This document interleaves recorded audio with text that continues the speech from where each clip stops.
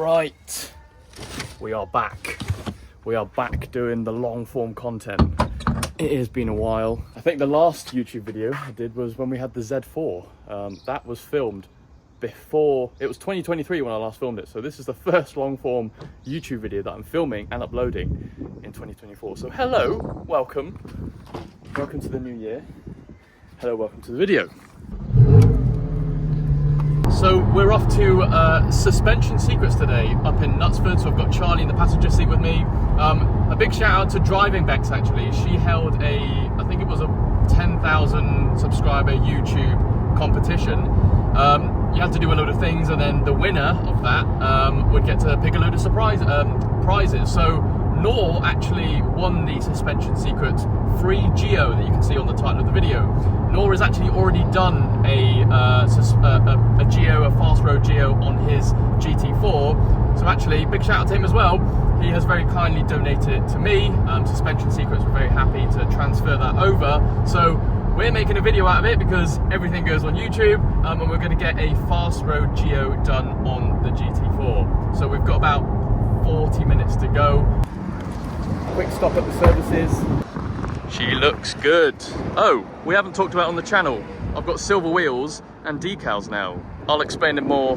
I'll explain more about that in the proper 20,000 mile review. But yeah, it looks way better. More racy vibe. One day I'm gonna get a Monster sponsorship. It's gonna happen. We're gonna do it. But for now, I just love a Monster. White's the best. Any Monster fans, let me know in the comments.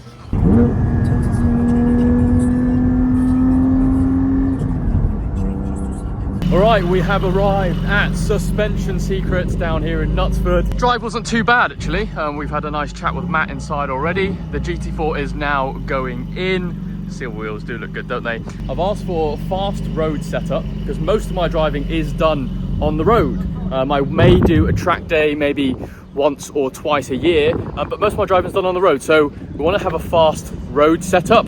I can go fast round corners on country roads and not maybe upset the balance of the car, and then dial out a lot of the understeer that I talked about at the beginning of the video when Charlie was filming. OG viewers of the channel might actually remember Car Mad Dad. So I filmed his 992 Carrera S in GT Silver, if you remember that video, and he used to have an M2 comp. I believe he took his M2 comp also to Suspension Secrets. So Dale, if you're watching this video, hello.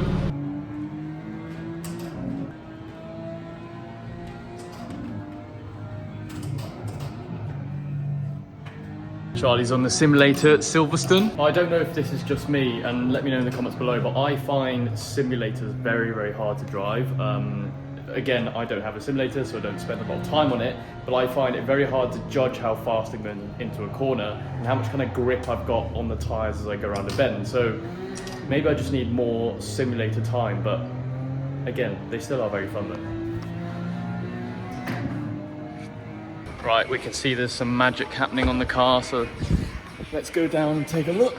So Suspension Secrets use string to set up their Geo. So Alex is currently working his magic, but we're going to speak to Matt here, who's probably going to properly explain better than I can what's really happening and going on. Talk me through it. This is actually only for one job, so this is to do your toe setting. So we finish the job by setting all your toe front and rear. So the strings are only for toe. We do the camber with a digital gauge. We do the corner weight and white ice tape measure or corner weight patches there. So yeah, this is just for toe. So this is instead of using a laser like you'd see in like a quick fit or something like that, but it's a more accurate way to align a car. Okay, so for the noobs, maybe including me, what does toe mean? Why do you want to mess with the front and the toe? Toe is effectively your steering. So it's how the wheel points in a forward direction. So when you're turning your steering wheel, you're changing the toe as it steers the car. So the best way to think about that is looking down on the car from a bird's eye view.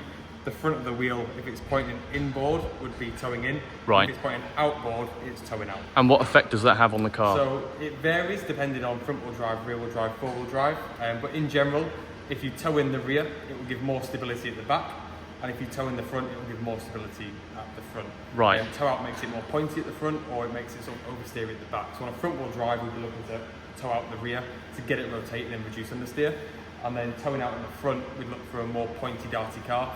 So like a rear-wheel drive car for pure track use, you tow the front out, for example. Right, makes sense. So as I've talked about before, the car naturally from factory has a lot of understeer. It does, yeah. So by doing this, it will mean that it has more direct turn in, correct me if I'm wrong. Yep. And then it will mean that as I'm say going around a roundabout, it doesn't continue to go forwards like a four-wheel drive Audi RS3, for example. Yep. I get more turn in and I can, if anything, catch the back end, it'll step out more. But for me, you know, go on, finish the sentence. So for our fast road setup, we're looking for a more neutral car. So like you say there, you're exactly right. These are standard. You turn in, it's got understeer. You get to the mid corner, it's got more understeer, and that's what they're designed to do. That's not an accident. That is fully on purpose. But Porsche, as one of the best manufacturers for doing this, actually leave a ton of adjustment on the GT cars, so we can adjust ride heights, rake angle, even your roll bars are adjustable, which is very race car. And then you can bring your tow front and rear. So it's massively adjustable. And they do that so they know what the setting should be, but they can't sell you that car. So they keep everything there so you can get that back, basically. Right. So we're going to be addressing a few areas of understeer. We're going to be addressing your turn in and your mid corner mainly, because that's where they're the worst, effectively. Right.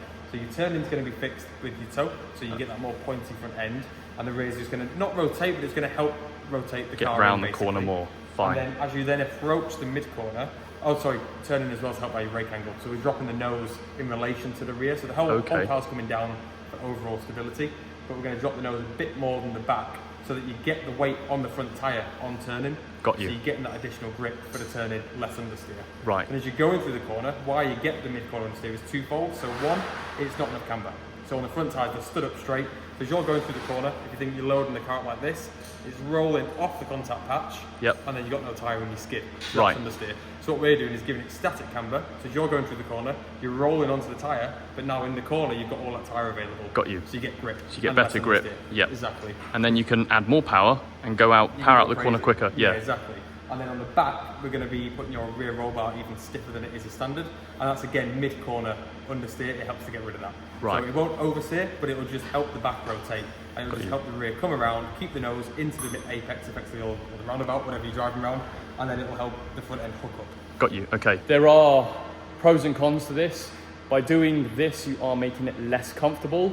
So, you know, if you're going to if I would be solely using this car for just road trips, maybe long Euro road trips, I might want to go for a more touring setup, maybe soften up the rear roll bar, correct? Exactly. So you wouldn't touch that if you were touring it. But all the other changes don't actually affect the comfort. It's just the roll bar shift. That's the only one. And even the roll bar in a straight line on the motorway doesn't affect the comfort because it's working. Fine. It's not working in a straight line. Got you. So it's actually a really nice upgrade to do without affecting the car. So you're not changing springs.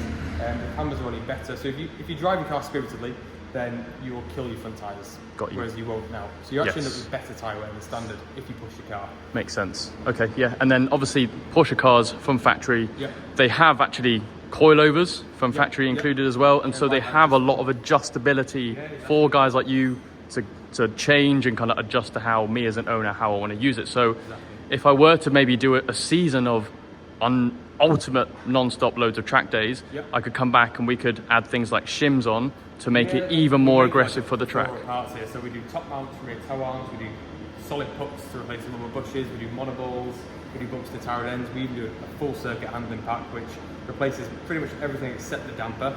So we change the springs, spring cups, top mounts, bumps to tower ends, we shim the back, we have a tow arm, and that makes the whole car more purpose-built for track basically. And then what are these? So these are MQB top mounts, so they're like your RS3, Golf 7R, that sort of thing, and they have offset caster machined in, and they have two options for road and track camber. They only market the plate on the market that has adjustable camber and also has the offset caster fixed in. This is part of the soft spring conversion kit we make for the 992 GT3 and GT3 Touring. When you say soft camber, you mean to literally back it off? Yeah, so the GT3 Touring has the same springs as the GT3. So people are buying them for touring, no aero on it, and it's really stiff. So we sell a spring kit, we have the springs made to our rate, and then these adapt onto the OEM suspension. Part of a Porsche top mount. That would fit yours actually, that's a 991 or a 718 or whatever, it fits all of them. So that's again, as much caster as you can get in the chassis without having contact with the tyre, and then additional camera as well. It is amazing that you guys do it all in-house, and you know what's going on the car from parts to we're very proud of it. Like we buy it in bar, like you can see the racking behind you, that's just pure metal in the racking. So we buy it in from the UK as well. So it's mainly Italian, the metal. It all comes certified, so it's not melted down and regenerated metal. It's original source ore metal. And then yeah, all of it's machined here. And it's designed here, it's 3D printed here, it's prototyped here, it's packaged here. The whole works. Supporting local. Yeah. All right, we are all done.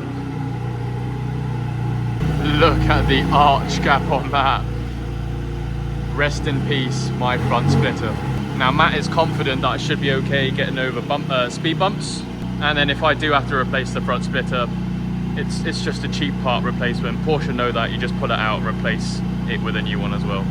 Right, all done. Thank you very much to Suspension Secrets for the setup. Overall, I mean, Matt's already kind of talked about it, but we basically lowered the front by 5mm, and actually the front was already slightly lowered. So whoever had the car before me had lowered it slightly for aesthetics reasons. He's lowered it for another 5mm, and I've got an extra 5mm to lower even more if I want to.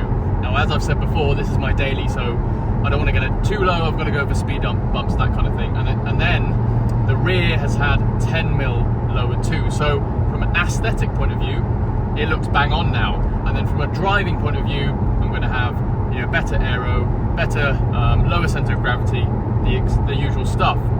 And then he's done toe and camber, all the magic bits.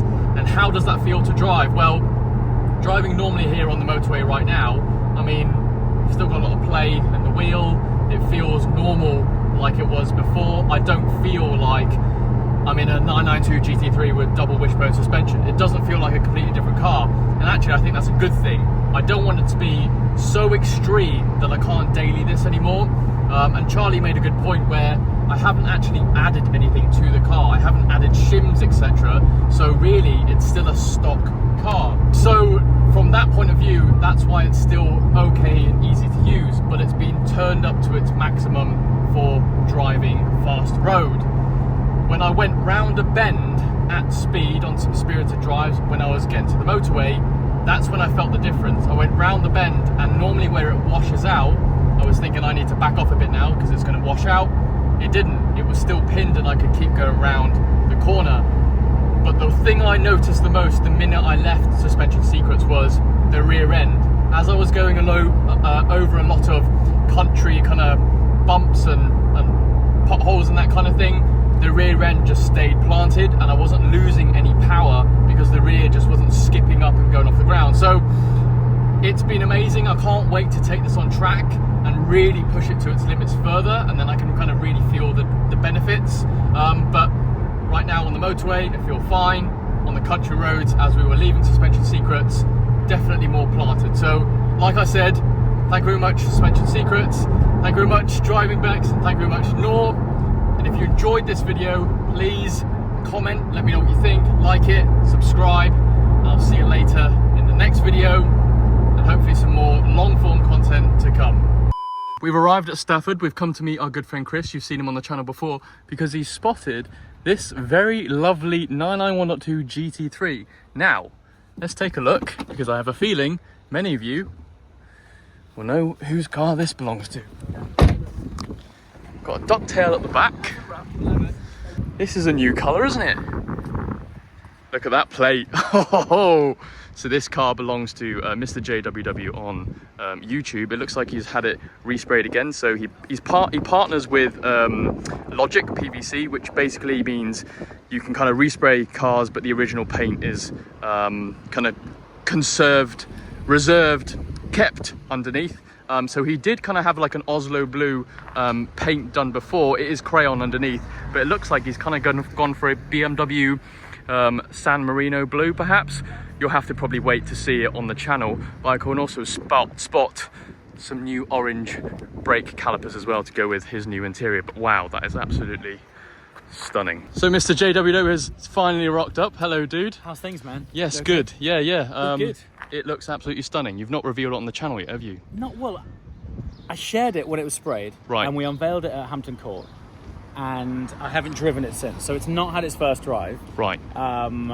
As it stands, but the interior is complete now. Paint's done. JCR exhaust is on, and I'm heading down to Portsmouth now. Lovely. Just for the Goodwood members meet. Oh wow! Enjoy that.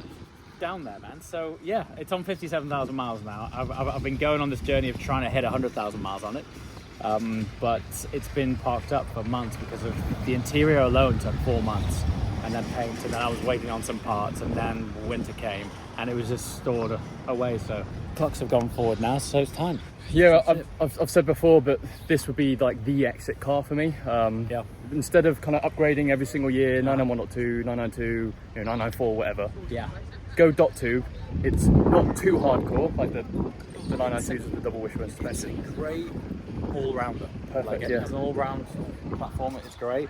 The one thing that the JCR exhaust is exceptional, but it's my fault that I went full send on it, and it is, as you'll probably hear shortly, it's a little bit loud when you're going on a 3-hour drive to Portsmouth. Yeah. So First world problems. I'm speaking to Johnny, and I'm going to put a valve back in it, because right now it's not valved. Right. And other than that, it's sort of sweet spot. It's a nice balance between 997 and 992, because there's enough analog inside it to still have quite an authentic GT3 feel. But it's not as old school as 997, and it doesn't have as many screens. Yeah, as agreed. 992. I'm a firm believer that the 991 generation manual has a much better feel and throw of the gearbox and clutch. Yeah. So if you're looking for a long-term manual, that one is fabulous. Yeah. Well, good to see you, dude. Likewise, man. Thanks Enjoy very much. Goodwood. Yeah, Cheers. yeah. Thanks And very much. I'll let you go. Enjoy. Goodness me. Johnny Cocker, that's a loud exhaust.